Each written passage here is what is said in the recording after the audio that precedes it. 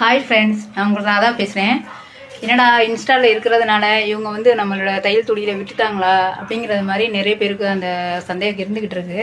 அந்த மாதிரிலாம் எதுவும் கிடையாது. நான் தொடர்ந்து என்னுடைய தையல் தொழிலை தொடர்ந்து நான் பண்ணிட்டு தான் இருக்கேன்.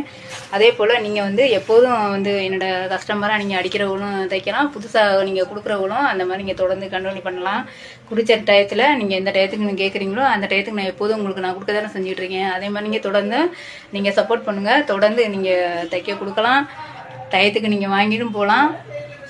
அதே மாதிரி நீங்கள் தொடர்ந்து கண்டினியூ பண்ணுங்கள், சரிங்களா?